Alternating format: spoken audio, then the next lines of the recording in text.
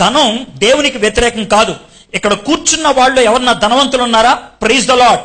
ధనం దేవుడు మీకు ఇచ్చినటువంటి ఆస్తి, ధనం దేవుడు మీకు ఇచ్చినటువంటి ఆయుధం, ధనం దేవుడు మీకు ఇచ్చినటువంటి తలాంతు. మీరు ధనవంతులుగా పుట్టినట్లయితే ప్రైజ్ ద లార్డ్, దాని గురించి మీరేమీ సంకోచించొద్దు. అయితే ఈ సన్నివేశంలో మనం నేర్చుకునేది ఒకటే, ధనవంతులు కావాలనుకోవటం తప్పు కాదు, ధనం కలిగి ఉండటం తప్పు కాదు. ధనమే సర్వస్వం అనుకోవటం తప్పు, ధనాన్ని దేవుడు అనుకోవటం తప్పు, ధనం ఆర్జించడానికే ఈ లోకంలో పుట్టాను అనుకోవటం తప్పు, ధనం కోసమే జీవితాన్ని అంతటినీ వెచ్చించడం ఉంటుందే అది తప్పు. ధనం సర్వస్వం అనుకునేటువంటి తప్పు అనే దాన్ని దీంట్లో చూపించడానికి ప్రయత్నం చేశాడు. ధనవంతుణ్ణి వర్ణించాడు, దరిద్రుణ్ణి వర్ణించాడు. వాళ్ళిద్దరూ కూడా బట్టల గురించి చెప్తున్నాడు. ధనవంతుడు గురించి ఏమని చెప్తున్నాడు తెలుసా? ఊదా రంగు వస్త్రం వేసుకున్నాడు, సన్న నార బస్తా, అంటే మన మాటలో చెప్పాలంటే పట్టు వస్త్రాలు వేసుకునేవాడు అనమాట. పట్టు వస్త్రాలతో ఉన్నవాడు ధనవంతుడైతే బట్టలు లేకుండా ఉండేవాడు దరిద్రుడు అనేది. వీడి యొక్క జీవిత విధానంలో తేడాలు ఉన్నాయి. ఇక్కడ కూర్చున్నటువంటి మనందరికీ కూడా వేరు వేరు జీవిత విధానాలు ఉన్నాయి. మనలో కొంతమంది పేదవాళ్ళుగా పుట్టారు, మనలో కొంతమంది గొప్పవాళ్ళుగా పుట్టారు, మనలో కొంతమంది చదువున్న ఇంట్లో పుట్టారు, మనలో కొంతమంది చదువు లేని ఇంట్లో పుట్టారు, మనలో కొంతమంది పట్టణాల్లో పుట్టారు, మనలో కొంతమంది పల్లెల్లో పుట్టారు, కొంతమంది సహజంగానే చూస్తే అందంగా కనబడేటట్లు పుట్టారు, కొంతమందికి ఏదో ఒక లోటు ఉన్నది. ఎలాంటి లోటు అంటే అద్దంలో నీ ముఖాన్ని నువ్వు చూసుకోవడానికే ఇష్టపడవు, అలాంటి లోటు ఉండొచ్చు. అయితే ఇవన్నీ నీ పొరపాట్లు కాదు. నువ్వు పుట్టింది ఎక్కడ ఎలాగా అనేది నీ చేతుల్లో లేదు, కానీ నీ జీవితాన్ని ఎలా జీవిస్తున్నావు అనేది మాత్రం నీ చేతుల్లో ఉన్నది. నువ్వు పేదరికంలో పుట్టి పేదరికంలో చావాల్సిన అవసరం లేదు, ధనవంతుడిగా పుట్టి ధనవంతుడిగానే చచ్చిపోవాలని ఎక్కడా లేదు, అందంతో పుట్టి అందంతోనే చచ్చిపోవాలని ఎక్కడా లేదు, అందం లేకుండా పుట్టి అందంతో చచ్చిపోకూడదని ఎక్కడా లేదు. You can change your life, నీ జీవితాన్ని మార్చుకోవచ్చు. అయితే ఎందుకు మార్చుకోవాలనుకున్నాం? నీ జీవితంలో ఉన్నటువంటి వ్యత్యాసాలు ఇందులో చాలా స్పష్టంగా చూస్తాం. ఒక ఆయన ధనవంతుడు, ఇంకొక ఆయన పేదవాడు. అయితే పేదవాడు గురించి వర్ణిస్తూ ఏమన్నాడు తెలుసా? ఇంటి బయట ఉండేవాడు, తన బల్ల మీద నుంచి పడినటువంటి రొట్టె ముక్కల కోసం ఎదురు చూస్తూ ఉండేవాడు. అయితే మీరు ఏ విధంగా అనుకుంటూ ఉంటారంటే ధనవంతుడు బల్ల మీద తింటా ఉంటాడు, కింద వాడు ఉన్నాడని. అలా కాదు, దాని ఉద్దేశం అది కాదు. మనం అన్నం తినేసిన తర్వాత మిగిలిపోయినటువంటి కూర, మిగిలిపోయినటువంటి అన్నం, పడేసినటువంటి ముక్కలు ఉంటే అవన్నీ కూడా ఒక బుట్టలో వేసి ఎక్కడ పడేస్తాం? చెత్త కుండీలో పడేస్తాం. ఆ చెత్త కుండీ దగ్గర ఉండేవాడు ఈ అడుక్కునేవాడు. చెత్త కుండీలో ఈ దరిద్రుడితో పాటు ఇంకొక జీవి కూడా ఉండేది. జీవులు అవేంటి తెలుసా? కుక్కలు. ఆ కుక్కలు ఈయన కలిసి అప్పుడే పడేసినటువంటి ఆ కూర మీద, అప్పుడే పడేసినటువంటి ఆ రొట్టె ముక్కల మీద, అప్పుడే పడేసినటువంటి మిగిలిపోయినటువంటి ఫ్రూట్స్ కాయల మీద పడుతూ ఉండేది. అది కుక్కలకి ఈయనకి పోరాటం ఉండేది. ఈయన తింటూ ఉంటే కుక్కలకి ఏం చేయాలో తెలియక ఆయనకున్నటువంటి గాయాల నుంచి కారేటువంటి రక్తం ఉంటదే దాన్ని నాకుతూ ఉండేది. దాన్ని వర్ణించాడు అనమాట. అలాంటి దయనీయమైనటువంటి పరిస్థితి. ఇలాంటి పరిస్థితుల్లో దేవుడు ఈ కథను ఎందుకు వర్ణించాడంటే, ఈయన ఇంత ధనవంతుడే, ఇంటి బయటే ఉన్నాడు దరిద్రుడు. ఎక్కడికో వెళ్ళాల్సిన పని లేదు, బయటే ఉన్నాడు దరిద్రుడు, బయటే ఉన్నాడు అవసరతలో ఉన్నటువంటి వాడు. వాడికి ఇవ్వడానికి ప్రయత్నం చేశాడా? లేదు. వాడికి సహాయం చేయడానికి ప్రయత్నం చేశాడా? లేదు. దాన్ని ఇక్కడ చూపించడానికి ప్రయత్నం చేశాడు. మనలో చాలా మంది ఏం చేస్తా ఉంటారు తెలుసా?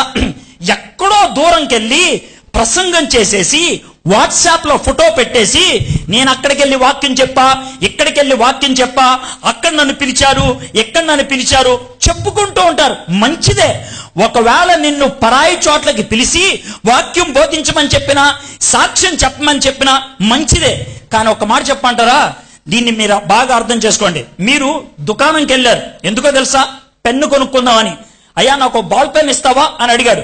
షాప్ వాడు నీకు బాల్ పెన్ ఇచ్చి, ఇది బాగా పనిచేస్తుందండి కానీ ఇది 3 రూపాయలే అన్నాడు. పెన్ను 3 రూపాయలే, బాల్ పెన్. బాల్ పెన్ నీకు ఇవ్వంగానే 3 రూపాయలు వెంటనే ఇచ్చేస్తావా? చెప్పండి నాకు. ఏం చేస్తాను? రాస్తుందో లేదు చూస్తాం. 3 రూపాయలదే, 3 రూపాయలు. టీ కూడా రాదు 3 రూపాయలకి. ఆ 3 రూపాయల పెన్ రాస్తుందా లేదో చూస్తావు. ఒకవేళ రాయకపోతే రాయట్లేదులే పర్లేదు 3 రూపాయలు తీసుకో అని అంటావా? అనవు. ఇది రాయట్లేదా ఇంకోటి అని అన్నాడు అనుకో. ఒకవేళ నేనే షాప్ ఓనర్ అనుకో, సార్ ఇక్కడ రాయదు కానీ ఇంటికి వెళ్ళిన తర్వాత రాస్తుంది అని అంటే తీసుకెళ్తావా? చెప్పండి నాకు. ఇక్కడ రాయదు కానీ ఇంటికి వెళ్ళిన తర్వాత రాస్తుంది అని అంటే నువ్వు తీసుకుంటావా? మీలో కొంతమంది ఆ టైప్. ఏమ్మా మీ ఊర్లో నీకు సాక్ష్యం ఉందా? ఏయా మీ ఊర్లో నీకు పేరుందా? మా ఊర్లో లేదు కానీ పక్క ఊర్లో ఉంది సార్ అని అంటావా? చెప్పు నాకు. మా ఊర్లో నన్ను అసహించుకుంటారు కానీ పక్కూర్లో ఎంత మెచ్చుకుంటారో తెలుసా నన్ను అని అంటావా? మరి అదే షాప్లో రాయని పెన్ను ఇంట్లో రాస్తుందని అంటే ఎంత నిజమో, ఊర్లో లేని సాక్ష్యం ఊరు బయట ఉందంటే అంతే నిజం. అంటే నువ్వు నెంబర్ 1 మాయగాడివి అనమాట, నెంబర్ ఖతర్నాక్ లేడీ అనమాట. ఎందుకో తెలుసా? ఊర్లో నీకు లేదు, ఎక్కడో ఉంది. వీడికి ఊర్లో సాక్ష్యం లేదు, వీడికి ఊర్లో తన ధనాన్ని ఎలా చూపించుకోవాలో ఎలా వాడుకోవాలో ఆయనకి తెలియదు. ఈ లోకంలో ఆయన జీవితం అది. అయితే దీంట్లోంచి ఒక చిన్న పాఠాన్ని మనం నేర్చుకుందాం. మనకి ఏదైనా ఈ లోకంలో వనరులు ఉంటే అది దేవుడు మనకిచ్చింది. ఏదైనా కొంతమందికి ధనాన్ని ఇస్తాడు, కొంతమందికి స్వరాన్ని ఇస్తాడు, కొంతమందికి అభిరుచులను ఇస్తాడు, కొంతమందికి తెలివితేటలను ఇస్తాడు, కొంతమందికి అవకాశాలను ఇస్తాడు. ఇవన్నీ కూడా దేవుడు ఇచ్చినవే, అవునా కదా? దేవుడు ఇచ్చినవే. దేవుడు ఇచ్చిన వాటిని దేవుడు ఆశించిన విధంగా వాడుతున్నామా లేదా ఆలోచించుకోవాలి. దేవుడు నాకు మంచి స్వరాన్ని ఇచ్చాడు, అవునా కదా? నా స్వరం మీకు వినబుద్ధి అవుతుందా లేదా? అవునా లేదా? బాగుంది కదా? ఈ స్వరం దేవుడు నాకు ఇచ్చాడు. స్వరంతో పాటు దేవుడు నాకు తెలివితేటలు ఇచ్చాడు. ఆ తెలివితేటలతో పాటు వాక్యాన్ని అర్థం చేసుకునేటువంటి జ్ఞానాన్ని ఇచ్చాడు. ఈ మూడిటిని నా సొంతం కోసం వాడుకోవడానికి అవకాశం ఉందా లేదా? ఉందే. అడ్డంగా తలవపోద్దు. నేను ప్రసంగానికి ఒక 50,000 ఇవ్వండి, ప్రసంగానికి ఒక 25,000 ఇవ్వండి, ఇంత పెద్ద మీటింగ్ అయితే నేను వస్తాను, ఇంత పెద్ద పోస్టర్ పెడితే నేను వస్తాను, ఇంత హడావిడి చేస్తే నేను వస్తాను అని డబ్బులు సంపాదించకూడదా? నేను బోల్డ్ సంపాదించవచ్చు. ఒకవేళ ఆ విధంగా చేస్తే దేవుడు నేను చచ్చిపోయిన తర్వాత నీకు ఇచ్చిన తలాంతులు బాగా వాడేవరా అని దండేస్తాడు నాకు. ఈ లోకరీత్యా నేను ప్రసంగికుడినే, ఈ లోకరీత్యా నన్ను అందరూ మెచ్చుకున్నారు, కానీ దేవుడు నన్ను మెచ్చుకుంటాడా? హలో, నేను ఎందుకు ఈ మాట చెప్తాను తెలుసా? నువ్వు చేసే పనులు ఈ లోకములో ఎవరినైనా మాయ చేయొచ్చు, కానీ దేవుణ్ణి మాత్రం మాయ చేయలేవు. నువ్వు చేసే ఉద్యోగం, నువ్వు చేసే పని, నువ్వు సంపాదించేటువంటి ఏదైనా సరే, నువ్వు సాధించింది ఏదైనా సరే ఎవరి కోసం చేస్తున్నావు? దేనికోసం? నువ్వు దేవుని బిడ్డవైతే, నిత్య రాజ్యములో ఉన్నటువంటి విషయాల గురించి ఆలోచించే వ్యక్తివైతే జాగ్రత్తగా గుర్తుపెట్టుకో, నువ్వు చేసే ప్రతిదీ, నువ్వు ఆలోచించే ప్రతిదీ నిత్య రాజ్యములో ఎలాంటి స్థానాన్ని కల్పిస్తుందో దాని గురించి ఆలోచిస్తావు. ధనవంతుడు ఆ విధంగా ఆలోచించలేదు. ఈ లోకములో నాకు పేరుంటే చాలు, ఈ లోకములో నాకు దండలేస్తే చాలు, ఈ లోకములో నన్ను గుర్తిస్తే చాలు అని అనుకున్నాడు. నువ్వు కూడా అదే విధంగా ఆలోచిస్తున్నావా? ఆలోచిస్తే ఇప్పుడు చూడండి, మనం ఈ స్టోరీలో సెకండ్ పార్ట్ లోకి మనం వెళ్తున్నాం. 22వ వచనం. ఆ దరిద్రుడు చనిపోయి దేవదూతల చేత అబ్రహాము రొమ్మున ఆనుకొనుటకు కొనుపోబడిన. ధనవంతుడు కూడా చనిపోయి, చివరి మాట మీరు చదివితే బాగుంటుంది. మళ్ళీ ఒకసారి. అంటే దరిద్రుణ్ణి పాతి పెట్టలేదా? పాతి పెట్టుండ్రు. పేదోడు కదా, వాడికి కర్మకాండాలు చేయడానికి డబ్బులు కూడా లేవేమో. ఈడ్చి అవతల పడేసి ఉంటారు, తీసుకెళ్లి చెత్త కుప్పలో పడేసి ఉంటారు, కంపు కొడుతున్నాడని తగలబెట్టేసి ఉంటారు. అర్థమైందా? అందుకనే దరిద్రుడు చచ్చిపోయిన తర్వాత పాతి పెట్టారని చెప్పలా, ధనవంతుడు చచ్చిపోయినప్పుడు మాత్రం పాతి పెట్టారు అని చెప్తున్నారు. ఎంత ఖచ్చితమైనటువంటి మాట చూడండి. దేవుడు యేసుక్రీస్తు ప్రభువారు ఆ వ్యత్యాసాన్ని చాలా స్పష్టంగా చెప్తున్నాడు. ఇద్దరు చనిపోయారు, ఒకడిని పాతి పెట్టారు, ఇంకొకడిని పాతి పెట్టల, తీసుకెళ్లిపోయారు. ఆ వ్యత్యాసాన్ని ఎంత స్పష్టంగా చూపించాడు. ఒకడిని పాతి పెట్టారు, ఇంకొకడిని తీసుకెళ్లిపోయారు. నేను మిమ్మల్ని అడుగుతున్నటువంటి ప్రశ్న ఏంటంటే, ఒకవేళ కనుక మీరు చచ్చిపోతే ఆమెను పాతి పెట్టారు, ఆయన్ని పాతి పెట్టారు అంటారా, లేకపోతే ఆమెను ఆయన్ని తీసుకెళ్లారు అంటారా? నాకు తెలియదు. జూలై 1వ తారీఖు 2014వ సంవత్సరం మధ్యాహ్నం 12:20 జరిగినటువంటి విషయం. తారీఖు చెప్తున్నాను, ఖచ్చితంగా టైం కూడా చెప్తున్నాను. ఆ రోజు పొద్దున్న 11 గంటలకి మా అత్తగారు మాతోనే ఉన్నారు 4 సంవత్సరాల నుంచి. మా అత్తగారిది భీమవరం, మీలో కొంతమందికి తెలిసి ఉండొచ్చు. దొండపాటి జీవానందం గారి భార్య దొండపాటి పద్మాబాయి. ఆమె లూథరన్ హై స్కూల్లో ఇంగ్లీష్ టీచర్గా ఉండేది. ఆమె మా దగ్గర 4 సంవత్సరాల నుంచి ఉంటుంది, మా మామగారు చనిపోయిన తర్వాత. ఆ రోజు 11 గంటలకి నాతో ఆవిడ మాట్లాడుతుంది, బెంగళూరులో మాతో ఉంటుంది. అయ్యా, నా కూతురుతో నా కొడుకుతో ఒకసారి మాట్లాడాలని. ఎందుకు అడిగిందో తెలియదు. ఎదురుగా ల్యాప్టాప్ పెట్టి కొడుకుతో మాట్లాడిచ్చా. 10 నిమిషాలు మాట్లాడాడు. కూతురుతో మాత్రం 40 నిమిషాలు మాట్లాడింది. 11 గంటల 10 నిమిషాల నుంచి 11 గంటల 50 నిమిషాల దాకా. ఆ రోజు కూతురు అడిగిన ప్రశ్న నేను పక్కన కూర్చొని వింటున్నా. మమ్మీ, పొద్దున్న ఏమన్నా తిన్నావా అని. అమ్మా, చిట్టి గారెలు వండింది తిన్నాను. నా భార్య పేరు చిట్టి. గారెలు వండింది తిన్నాను. మరి ఏం చేసావు ఈరోజు పొద్దున్న లేచి అని అంటే, ఈరోజు బైబిల్ చదువుకున్నాను. నేను ప్రతిరోజు 30 అధ్యాయాలు చదువుకుంటాను, కానీ ఈరోజు 33 అధ్యాయాలు చదివాను. ఎందుకంటే 33 అధ్యాయాలు చదివితే నేను చదువుతున్నటువంటి పుస్తకం పూర్తి అయిపోతుంది. ఆమె ఆ రోజు యెషయా గ్రంథాన్ని చదివింది. ఎందుకంటే అక్కడ ఆమె దగ్గర కాగితం పెట్టుకుంది, అక్కడ దాకా చదివానని. అయితే ఆమె కూతురు అడుగుతుంది, 30 అధ్యాయాలు చదివావు, ఎందుకమ్మా అంతసేపు చదివావు? నడుము నొప్పి రాదా? కళ్ళు లాగవా? ఎవరి కోసం చదివావు అని అంటే ఆమె అన్న మాట, నేను బైబిల్ ఎవరి కోసం చదవలేదు, నా కోసం చదువుకున్నాను, నా కోసం చదువుకున్నాను. ఇది ఆ మాట అన్నది 11 గంటల 50 నిమిషాలకి. ఆ తర్వాత ల్యాప్టాప్ మూసేసా, పడుకోవడానికి వెళ్ళింది. నా భార్య బజార్ వెళ్ళింది. 12 గంటల 10 నిమిషాలకి బాబు అని పిలిచింది. నేను బయట ఉన్నాను. ఏంటంటే అని లోనకి వెళ్ళేప్పటికి భయంకరంగా చెమటలు పడతా ఉన్నాయి ఆమెకు. నేను గబగబా తలుపు తీసి ఫ్యాన్ పెంచాను. ఆమె బాగా చెమటలు పడుతుంది. ఏం చేయాలో అర్థం కాలేదు. నా మనసు చెప్పింది వెంటనే నువ్వు ప్రార్థన చేయించాలని. నా మిత్రుడు ఒక ఆయన ఉన్నాడు, మోసెస్ గారు. ఆయనకు ఒక్కసారి ఫోన్ చేద్దాం. దేవా, ఫోన్ చేస్తున్నాను, ఈ పరిస్థితిలో ఎక్కువ టైం వేస్ట్ చేయలేను. తను వెంటనే ఫోన్ ఎత్తేటట్లు చేయవా అని కాల్ చేశాను. 2 రింగులకి ఆయన ఫోన్ ఎత్తాడు. సార్, ఇది నా పరిస్థితి, మా అత్తగారికి అస్సలు బాగాలేదు, చెమటలు పట్టేస్తున్నాయి, ఆవిడేంటో విచిత్రంగా ప్రవర్తిస్తుంది, ప్రార్థన చేయరా అన్న. ప్రార్థన చేశాడు. స్పీకర్ ఆన్ చేయన్నాడు. ప్రార్థన చేశాడు. ఆయన ప్రార్థన చేసిన తర్వాత చివరిసారిగా ఆమన్న మాట, ఆమెన్, వందనాలు అన్నది. ఎడ్వర్డ్, పక్కకు వస్తావా అని అడిగాడు నన్ను. నేను ఆ గదిలోంచి పక్కకి వెళ్ళా. ఆయన అన్నాడు, ప్రార్థన చేస్తా ఉంటే 2 దేవదూతలు నాకు కనబడ్డారు. బహుశా నువ్వు వెనక గదిలోకి వెళ్ళేటప్పటికి మీ అత్తగారు చనిపోయి ఉంటారు అని అన్నారు. నేను ఆ మాట వినటానికి ఇష్టం లేక వెనక్కి వెళ్ళి చూసేప్పటికి ఆమె చనిపోయి ఉన్నది. చాలా అరుదుగా జరుగుద్ది ఈ విషయం అని అన్నాడు. దేవుడు కొంతమందిని తీసుకురావడానికి దేవదూతల్ని పంపిస్తాడు. మీ అత్తగారు అలాంటి ధన్యురాలు, దేవదూతల్ని పంపించాడని. ఈ మాటలు మీకు ఎందుకు చెప్తున్నాను తెలుసా? మీరు చచ్చిపోతే ఎవరు వస్తారు మీ దగ్గరికి?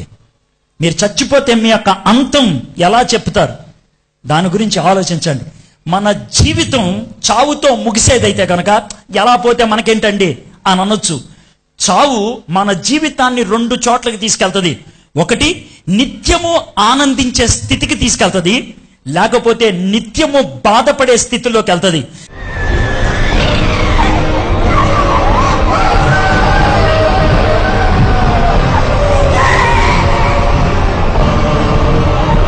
కొంతమంది ఇలాంటి మాటలు చెప్తున్నప్పుడు నవ్వుతూ ఉంటారు, అని అనుకుండొచ్చు. ఇది కొత్త ఏం కాదు. బైబిల్లో కొన్ని సన్నివేశాలు చెప్పమంటారా ఈ విధంగా నవ్వినటువంటి వాళ్ళు? 120 సంవత్సరాలు పట్టింది ఆయనకి పడవ తయారు చేయడానికి. పడవ తయారు చేసే ప్రతిరోజు దేవుడు కోపాన్ని కురిపించబోతున్నాడు. పెద్ద వర్షం వస్తుంది, ఇదంతా మునిగిపోతుంది. మీలో ఎవరైనా నా మాటలు వింటే పడవలోకి రండి అంటే, పిచ్చారా, వర్షం అంటే ఎలా ఉంటుందిరా, నీళ్లు ఆకాశం నుంచి కురవడం ఏంట్రా, ఇదంతా నిండిపోవటం ఏంట్రా, ఇంత పెద్ద పడవ ఎందుకు తయారు చేశావురా అని నవ్వారు, సకిలించారు, ఏడిపించారు. ఈ మాట కొన్ని 100 సంవత్సరాల నుంచి వింటున్నాం. మా చిన్నప్పటి నుంచి వింటున్నాం. మేము ముసలి వాళ్ళు అయిపోయారా, ఇప్పుడు దాకా నెరవేరలేదు అని ఏడిపించారు. కానీ చివరికి ఒక విషయం జరిగింది. నేను ఆదికాండం 7వ అధ్యాయం 22వ వచనం చదువుతున్నాను. పొడి నేల మీద ఉన్న వాటన్నిటిలోను నాసికా రంధ్రములో జీవాత్మ సంబంధమైన ఊపిరి గలవన్నీ చనిపోయాను. వీళ్ళందరూ కూడా గాలి పీల్చుకునేవాళ్ళు, వీళ్ళందరూ ప్రాణం ఉన్నవాళ్ళు, వీళ్ళందరూ పొడి నేల మీద బ్రతికినటువంటి వాళ్ళు. జల ప్రళయం వచ్చినప్పుడు ప్రతి ఒక్కళ్ళు చచ్చిపోయారు. వాళ్ళు అప్పుడు దాకా వాళ్ళు విసికించారు, అప్పుడు దాకా వాళ్ళు హేళన చేశారు. ఇంకో సన్నివేశం చెప్పమంటారా? లోతు సమయంలో జరిగింది. లోతు తన భార్య, తన పిల్లలు వీళ్ళంతా కూడా పాపపు స్థితిలో ఉన్నారు, ఆ ఊర్లో ఉన్నారు అని చెప్పినప్పుడు దేవుడు దేవదూతలను పంపిస్తే ఆ దేవదూతలతో వాళ్ళు చెడ్డ కార్యం చేయడానికి పూనుకున్నారే కానీ వాళ్ళు మాట వినటానికి ఇష్టపడలేదు. వాళ్ళ పరిస్థితి అని చూద్దాం. ఆదికాండం 19వ అధ్యాయం 24-25. అప్పుడు యెహోవా సొదొమ మీదను గొమొర్రా మీదను యెహోవా యొద్ద నుండి గంధకమును అగ్నిని ఆకాశము నుండి కురిపించి ఆ పట్టణములను ఆ మైదానం అంతటిని ఆ పట్టణంలో నివసించే వారినందరినీ నేల మొలకలను నాశనము చేశాను. వీళ్ళు నాశనం అయిపోయారు పూర్తిగా. అంటే ఇది ఒక జాతికి సంబంధించింది, ఇది ఒక దేశానికి సంబంధించింది. ఇక్కడ కూర్చున్నటువంటి మీతో వ్యక్తిగతంగా కూడా మాట్లాడాలని ఉంది. ఒక సన్నివేశం చెప్తాను. దానియేలు నెబుకద్నెజర్ అనేటువంటి రాజు దగ్గర పనిచేసేవాడు. నెబుకద్నెజర్కి దానియేలు అంటే బాగా ఇష్టం, బాగా ఇష్టం, బాగా నమ్మకం. దానియేలు ఎలాంటి పరిస్థితుల్లో అయినా జవాబు ఇవ్వగలడని తెలుసు. ఒక రాత్రి నెబుకద్నెజర్కి కల వచ్చింది. పొద్దున్నే లేచాడు, టెన్షన్గా ఉన్నాడు. ఎవరు మాట్లాడినా చిరాకు పడుతున్నాడు. దానియేలు పిలిపించండి అన్నారు. దానియేలు వచ్చారు. రాజుగారు ఏంటి అన్నాడు. దానియేలు రాత్రి కల వచ్చింది అన్నాడు. అవునా, కల గుర్తుందా రాజుగారు అని అడిగాడు. గుర్తుంది. పోన్లే బతికిచ్చావురా బాబు, లేకపోతే కల గుర్తు లేదంటే దాని గురించి ప్రార్థన చేయాలి అని అనుకొని ఉండొచ్చు. ఏంటి చెప్పండి రాజుగారు అంటే కల చెప్పేశాడు. కల చెప్పిన తర్వాత దానియేలు తల వంచుకున్నాడు. ఎందుకు అలా తల వంచుకున్నావు అంటే, అయ్యా మీకు వచ్చిన కళ అంత మంచిది కాదు, మీరు అయినా ఒక పాఠం నేర్చుకోవాలని చెప్తున్నాను. మీరు గర్వించిన మరుక్షణాన్న జంతువులాగా అయిపోతారు. మీరు గర్వించిన మరుక్షణాన్న జంతువులాగా అయిపోతారు. గర్వం రానివద్దు, మీ దగ్గరికి గర్వం రానివద్దు అని రాజుగారికి చెప్పాడు. అయితే రాజుగారి మాటలో మనం చూద్దాం. దానియేలు గ్రంథం 5వ అధ్యాయం, దానియేలు గ్రంథం 5వ అధ్యాయం 30వ వచనం.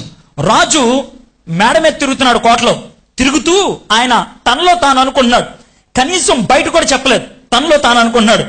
బబులోనును, ఈ మహా విశాల పట్టణము నా బలాధికారమును నా ప్రభావ ఘనతను కనపరచుటకై నా రాజధాని నగరముగా నేను కట్టించినది కదా అని తనలో తాను అనుకును. బా, ఇంత పెద్ద పట్టణం నా ఘనతను చూపిస్తుంది, ఇంత పెద్ద రాజ్యం నన్ను చూపిస్తుంది, ఈ మహోన్నతమైనటువంటి పట్టణానికి నేను కారకుణ్ణి అని కనీసం బయటకల్లా తనలో తాను అనుకున్నాడు. అలా అనగానే రాజు నోట ఆ మాట ఉండగా ఆకాశం నుండి ఒక శబ్దం వచ్చెను.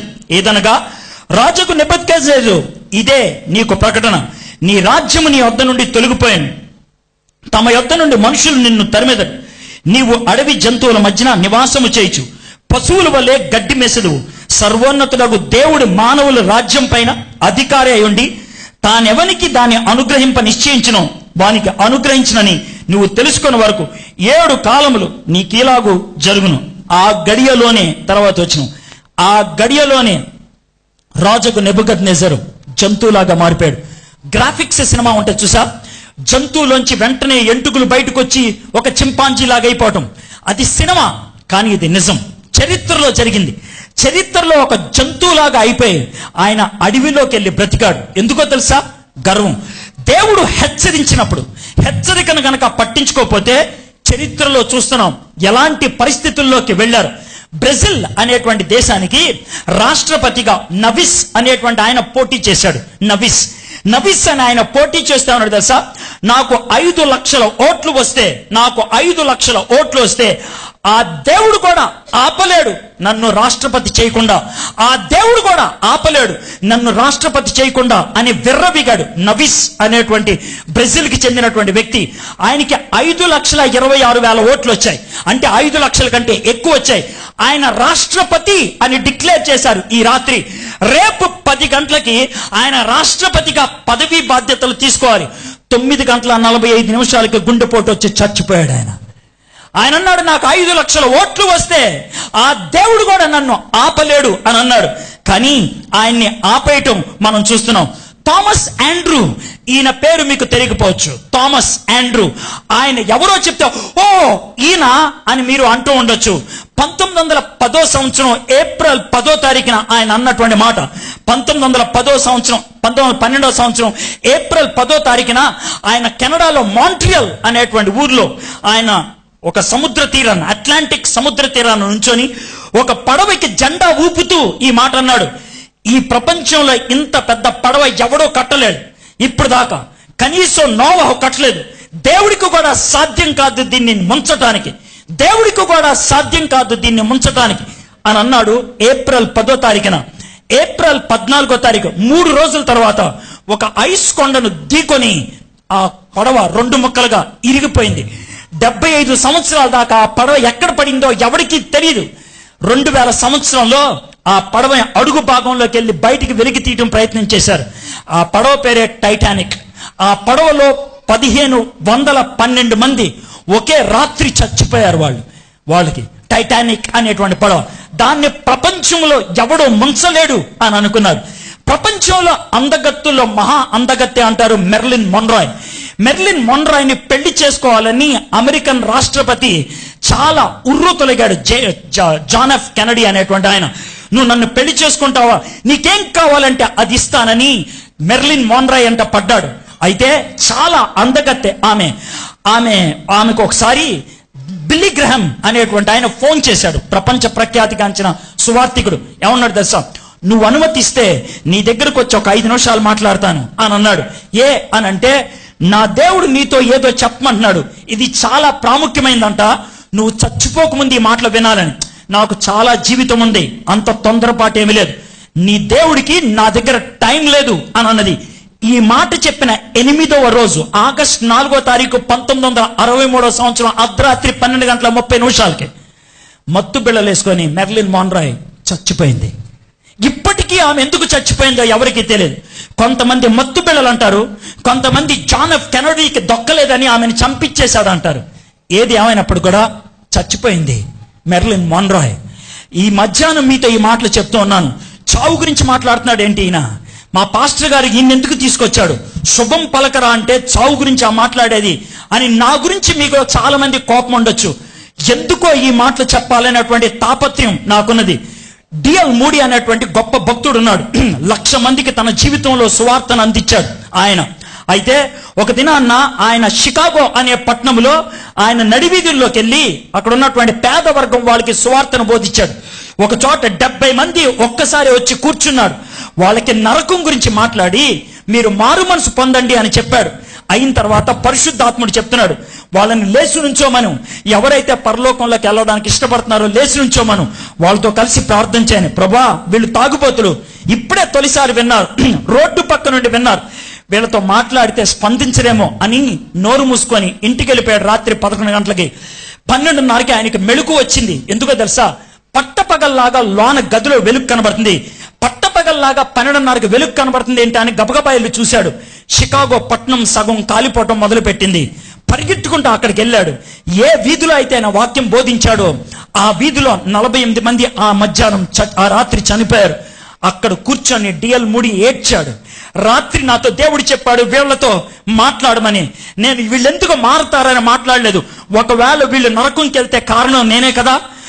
నాకు కూడా అదే భయం ఉంది. ఈ మధ్యాహ్నం మీలో ఎవరైనా ఈ మాటలు సరిగ్గా పట్టించుకోకుండా నరకానికి వెళ్తే నా నెత్తి మీద చెయ్యేసి చెప్తున్నాను, దానికి బాధ్యుడిని నేను కాదు. వినకపోతే నీదే కారణం, వినకపోతే చెప్పకపోతే తప్పు నాది, చెప్పిన తర్వాత వినకపోతే తప్పు నీది. దేవుడు అంత స్పష్టంగా మాట్లాడుతున్నప్పుడు దాన్ని నువ్వు ఆటకాయితనంగా తీసుకొని పట్టించుకోకపోయినట్లయితే ప్రపంచంలో ఎంత మంది ఎలాంటి వినాశనానికి గురయ్యారో మనం తెలుసుకోవాలి. యేసు ప్రభువు వారు చావు తర్వాత జీవితం ఉన్నది అనే విషయాన్ని చాలా స్పష్టంగా చెప్పాడు. ఆయన ఎంత స్పష్టంగా చెప్పాడంటే, ఒకవేళ ఈ లోకంలో జీవించేటప్పుడు నీకు కుడి చెయ్యి అడ్డుగా ఉంటే కుడి చెయ్యి నరికేసేయి. చెయ్యి లేకుండా పరలోకంలోకి వెళ్ళటం బెటరు, కాళ్ళు చేతులు ఉంచుకొని నరకంకి వెళ్ళే కంటే. యేసు ప్రభువారు నరకం గురించి అంత స్పష్టంగా ఆయన మాట్లాడాడు. నరకం గురించి బైబిల్లో 162 సార్లు చెప్పారు. 162 సార్లు. అందుట్లో 73 సార్లు యేసు ప్రభు మాట్లాడారు నరకం గురించి. 73 సార్లు యేసు ప్రభు వారు నరకం గురించి ఎక్కువ మాట్లాడారు పరలోకం గురించి కంటే. ఎందుకో తెలుసా, నరకం అంత భయానకమైంది, అంత దరిద్రమైంది, అంత కష్టమైంది. యేసు ప్రభు వారు ఈ యొక్క దృష్టాంతములో, ఈ యొక్క సన్నివేశంలో ఆ దరిద్రుడు ఎక్కడికి వెళ్ళాడో, ఆ ధనవంతుడు ఎక్కడికి వెళ్ళాడో వర్ణిస్తూ ఉన్నాడు. చూద్దాం 23వ వచనం. ఇప్పుడు కెమెరాలో మూడో భాగంలోకి వెళ్తాం. మొదటి భాగం చావుకు ముందు, రెండో భాగం చావు. మూడో భాగం చావు తర్వాత ఆ మూడో భాగాన్ని 23వ వచనంలో చూస్తున్నాను. అప్పుడు అతడు పాతాళములో బాధపడుచు, ప్రతి పదాన్ని మీరు గమనించండి. పాతాళంలో అతను ఏం చేస్తున్నాడు? ధనవంతుడు బాధపడుచున్నాడు. అంటే పాతాళంలో ఏముంటది? బాధ ఉంటుంది. మర్చిపోవద్దు, ఈ యొక్క సన్నివేశం ఎవరి నోట్లోంచి వచ్చింది? ఎవరి నోట్లోంచి? యేసు ప్రభు. చెప్పండి నాకు మళ్ళీసారి.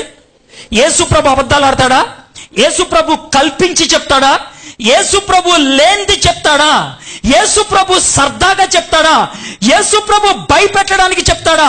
యేసు ప్రభు చెప్పితే అది సత్యం. నరకంలో బాధ ఉంటది. ఎవడికి తెలుసు అంటామేమో, దేవుడికి తెలుసు.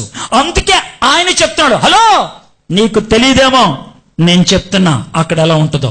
బాధ ఉంటుంది, అక్కడ చాలా బాధ ఉంటుంది. ఏమన్నాడు తెలుసా? అప్పుడు అతను పాతాళంలో బాధపడుచు కన్నులెత్తి దూరం నుండి అబ్రహామును అతని రొమ్మును ఆనుకొని ఉన్న లాజరును చూసి, తండ్రివైన అబ్రహామా, నా యందు కనికరపడి తన వ్రేలు కొనను నీళ్ళల్లో ముంచి నా నాలుకను చల్లార్చుటకు లాజరును పంపము, నేను ఈ అగ్నిజాలలో యాతన పడుచున్నాను. 22 నుంచి చివరి దాకా చూస్తే యాతన, బాధ, కష్టము అనేది 4 సార్లు కనబడుతుంది. 4 సార్లు అక్కడ విపరీతమైనటువంటి శారీరకమైనటువంటి బాధ ఉంటుంది. సార్, మనం నరకంలోకి శరీరంతో వెళ్తామా? శరీరంతో వెళ్తామో నాకు లేదో నాకు తెలియదు, కానీ ఒకటి మాత్రం నాకు తెలుసు. ఏంటి తెలుసా? అక్కడ ఏముంటుంది? బాధ ఉంటుంది. ఖచ్చితంగా బాధ ఉంటుంది. ఖచ్చితంగా. ఇది ఎవరు చెప్తున్నారు? యేసయ్య చెప్తున్నాడు. ఆయన ఖచ్చితంగా చెప్తాడు. ఆయన అబద్ధమాడేవాడు కాదు, కల్పించి చెప్పేవాడు కాదు, స్పష్టంగా మాట్లాడుతున్నాడు ఆయన. అక్కడ యాతన ఉంటది అని అంటున్నాడు, బాధ ఉంటది అని అంటున్నాడు. అయితే ఈ బాధ ఎంతకాలం ఉంటది? గంట, రోజా, సంవత్సరమా, 10 సంవత్సరాల? దానికి అంతము లేదు, అంతము లేదు. సండే స్కూల్లో పరలోకం గురించి, నరకం గురించి మాట్లాడుతుంటే ఒక చిన్న పాప లేచి ఏమన్నా తెలుసా? మేడం గారు, పరలోకంలో కానీ నరకంలో కానీ ఎంత కాలం ఉంటారో చెప్తారా? ఎంత టైం ఉంటారో చెప్తారా అని అడిగితే ఆ పాపకి ఎలా చెప్పాలో అర్థం కాలేదు. చెప్పాలో అర్థం కాక ఇలాగ బయటికి చూస్తే 12 అడుగులు ఎత్తున్నటువంటి ఒక రాయి కనబడింది. పెద్ద రాయి, కొండరాళ్ళు ఉంటే పెద్ద రాయి, 12 అడుగులు కలిగిన రాయి. అదే సమయానికి ఆ రాయి మీదకి ఒక పిచ్చుకొచ్చి వాలింది. వీళ్ళు చూస్తున్నప్పుడు ఆ పిచ్చిక చేసిన పని ఏంటి తెలుసా? దాని ముక్కుని ఆ రాయి మీద అటు ఇటు అటు ఇటు 2 సార్లు గీక్కొని వెళ్ళిపోయింది. వెంటనే ఆ పిచ్చుకను చూసావా? చూశాను మేడం. ఏం చేసింది?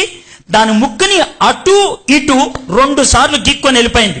అప్పుడు మేడం అని తెలుసా, ఆ విధంగా గీకటం బట్టి రాయికి ఏమన్నా పోద్దా అంటే, ఏమో నాకు తెలీదు అని అంటే, ఒకవేళ తెలియకపోతే ఆ విధంగా గీకటం బట్టి రాయి కొంచెం అరిగితే, నిత్యత్వం అంటే ఎంత తెలుసా? ఈ 12 అడుగుల రాయి అరిగిపోవడానికి సంవత్సరానికి ఒకసారి పిచ్చుకొచ్చి 2 సార్లు గీకితే ఎంతో అంత టైం అన్నది. మీకు అర్థమైందో లేదో? సంవత్సరానికి ఒకసారి రావాలి, 2 సార్లు ముక్కు తుడుచుకొని వెళ్ళిపోవాలి. ఆ విధంగా 2 సార్లు ముక్కు తొడవటం బట్టి రోజు రోజుకి కొంచెం కొంచెం ఆ కొండ కరిగిపోవాలి.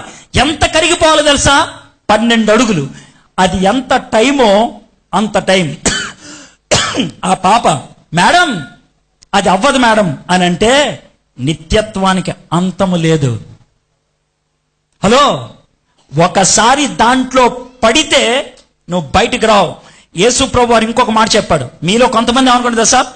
అంత బాధ తట్టుకోలేక పేక పిసికి చచ్చిపోతానమ్మా అని అనుకుంటావేమో నువ్వు. అందుకే ఏమన్నా తెలుసా? పురుగు చావదు, అగ్ని ఆరదు. చావు నువ్వు, నీకు ఇంకా చావు లేదు. నువ్వు భరించాల్సిందే, నువ్వు భరించాల్సిందే. దాంట్లోంచి బయటికి రావడానికి అవకాశం లేదు.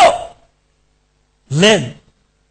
నీ శరీరం అలా కుళ్ళిపోవాల్సిందే, అలాగా దహించబడాల్సిందే. యేసుప్రభు వారి యొక్క నోటి మాటలతో ఇంకో సన్నివేశం చూస్తాను. మత్తయి సువార్త 25వ అధ్యాయం 41వ వచనం.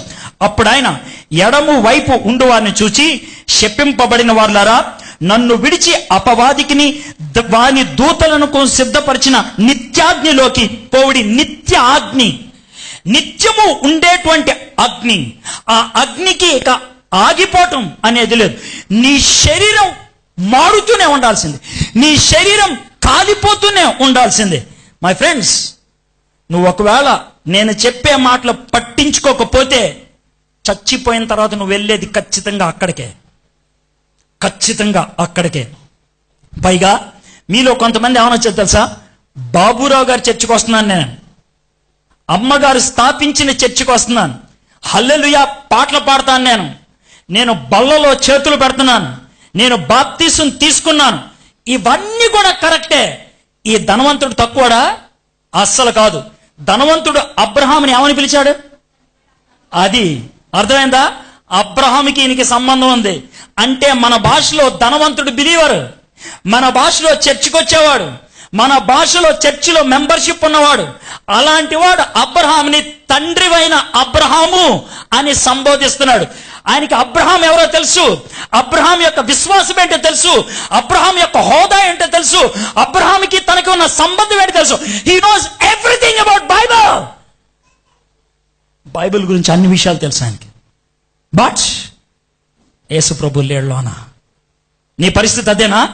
నీకు బైబిల్ జ్ఞానం బాగున్నదా? అలవాట్లు బాగున్నాయా? చర్చికి వచ్చేటువంటి అలవాటు నీకుందా? వాక్యం వినేటువంటి అలవాటు ఉందా? It's good. ఆ వాక్యం నీ జీవితంలో ప్రభావాన్ని చూపించకపోతే, నీ జీవితంలో మార్పు తీసుకపోతే, చచ్చిపోతే వెళ్ళేది నరకానికే. దాని నుంచి ఎవడు ఆపలేడు. అందుకనే దేవుడు స్పష్టంగా చెప్తున్నాడు. అక్కడితో ఆగిపోయిందా? ఇంకేం చూద్దాం. 25వ వచనం. అందుకు అబ్రహాము నీచ నికృష్టుడా, నన్ను తండ్రి అంటారా అని అన్నాడా? అనలేదు. ఎవడరా నువ్వు అని అన్నాడా? అనలేదు. చూడండి అబ్రహాం ఎలా సంబోధించాడు. కుమారుడా, సూపర్, నువ్వు నా కొడుకువే, కానీ ఉండాల్సింది అక్కడే. నా కొడుకులాగా బతికావు ఈ లోకంలో, ఉండాల్సిన నరకంలో. నీ ప్లేస్ అదిరా, నీ ప్లేస్ అది. నీ ప్లేస్ నీ పేరు దేవదాస్ అయి ఉండొచ్చు, యేసుదాస్ అయి ఉండొచ్చు, మేరీ అయి ఉండొచ్చు, ఎలిజబెత్ అయి ఉండొచ్చు. ఏమైతే నాకే? యేసు ప్రభు లోన లేకపోతే ఉండేది నరకంలో. ఈ లోకములో లిస్టుల్లోనే పేరు ఉండొచ్చు, కానీ నరకంలో నువ్వు వెళ్తావు యేసు ప్రభుని సొంత రక్షకుడిగా అంగీకరించకపోతే. కుమారుడా, నీవు నీ జీవిత కాలమందు నీకిష్టమైనట్లు సుఖము అనుభవించితి, అలాగనే లాజరు కష్టమును అనుభవించినని జ్ఞాపకము చేసుకోను. ఏం చేసుకోమన్నాడు ఆయన? అంటే అక్కడ ఏముంటుంది? అక్కడ జ్ఞాపకాలు ఉంటాయి. జ్ఞాపకాలు. అయ్యో, వాడు వచ్చినప్పుడు కాలుతో తరిమేశానే, వాడు వచ్చినప్పుడు పట్టించుకోలేదే, దేవుడు ఆ సమయంలో వాక్యం ద్వారా హెచ్చరిస్తే వినిపించుకోలేదే, ఆ టైంలో బతివులాడితే వినిపించుకోలేదే, పలానా రోజు మార్చి 5వ తారీఖున ఆయన అరుచుకుంటూ చెప్తే నేను పట్టించుకోలేదని జ్ఞాపకం వస్తుంది. ఎంటుకలు పీక్కున్నా ఏం చేయలేవు, పళ్ళు పట్టపట్ట కొరికినా ఏం చేయలేవు. ఏమన్నా చేయగలిగితే ఇప్పుడే జ్ఞాపకాలు ఉంటాయి. ఆ టైంలో గుర్తొచ్చిన ప్రతి క్షణం నీకెంత బాధ కలిగిస్తుంటే అని అనిపిస్తుంది. అందుకే జ్ఞాపకం అనే మాట చెప్తున్నాడు. హలో, గుర్తుందా నీకు? ఆ రోజు చెప్పాను. గుర్తుందా ఆ రోజు నువ్వేం చేసావా? గుర్తుందా ఆ క్షణాన్ని ఏం జరిగిందో? గుర్తుందా ఆ టైంలో నిన్నెంత బతిమలాడానో? గుర్తుందా నీలో వచ్చినటువంటి ఆ తలంపుని నువ్వు ఏ విధంగా నొక్కి పడేసావో? గుర్తుందా? Have you remembered? జ్ఞాపకం ఉంచుకో అని అన్నాడు. ఇప్పుడైతే వాడు ఇక్కడ నెమ్మది పొందుచున్నాడు, నీవు యాతన పడుచున్నావు. యాతన 2 రకాలుగా ఉన్నది. ఒకటి శరీరపు బాధతో యాతన, రెండోది మానసికమైన క్షోభతో యాతన. ఒకటి బయట నొప్పి, రెండోది లోన బాధ.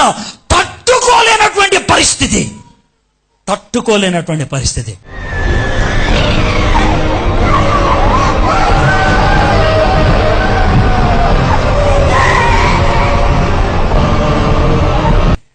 ఆ పరిస్థితుల్లోకి నువ్వు వెళ్ళకూడదని దేవుడు ఎంత చక్కగా వర్ణిస్తున్నాడో చూడండి. ప్రతి విషయాన్ని మనకు అర్థమయ్యేటట్లు చెప్తున్నాడు.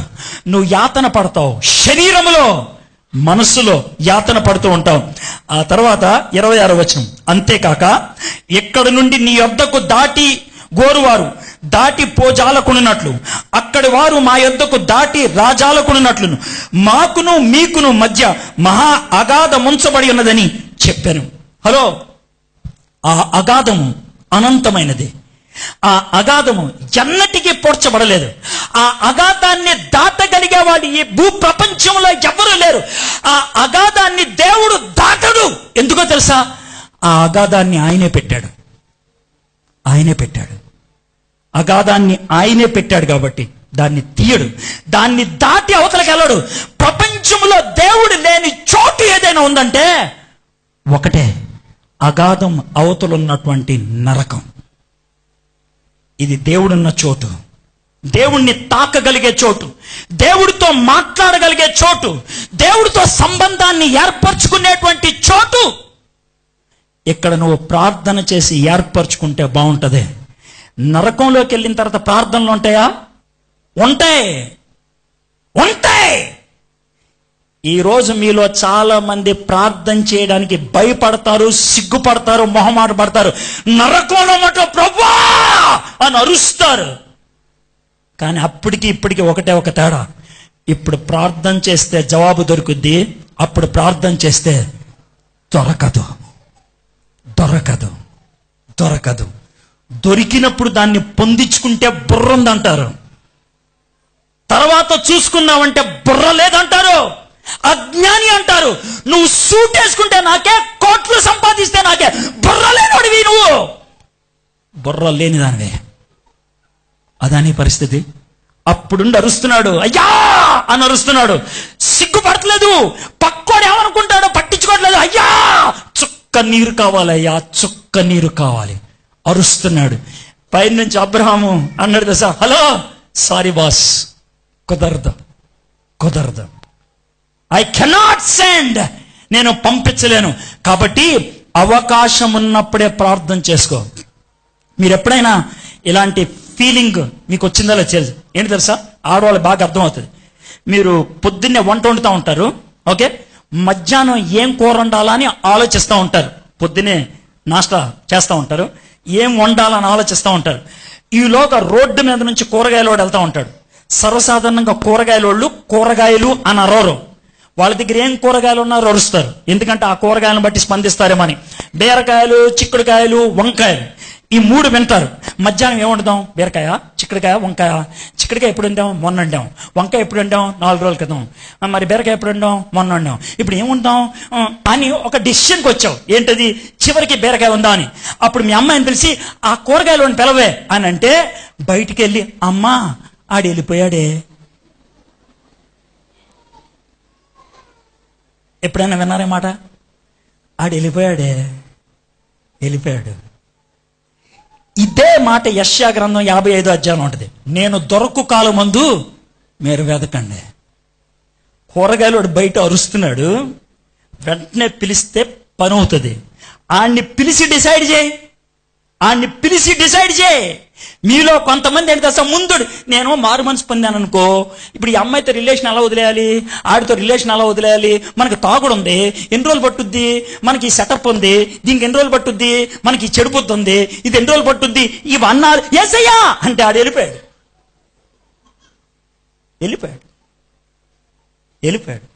నేనేమంటాను తెలుసా, డాక్టర్ దగ్గరికి జబ్బు తగ్గిన తర్వాత వెళ్తాడా? ఎవడన్నా వెళ్తాడా? మీరే నా డాక్టర్ అనుకుందాం. రోడ్డు మీద మిమ్మల్ని కలిశారు. ఏం బాబు బాగున్నా అంటే, లేదు సార్ 4 రోజుల నుంచి జ్వరం. మీరు డాక్టర్ అయితే ఏమంటారు? జ్వరమా? మరి హాస్పిటల్ రావచ్చు కదా.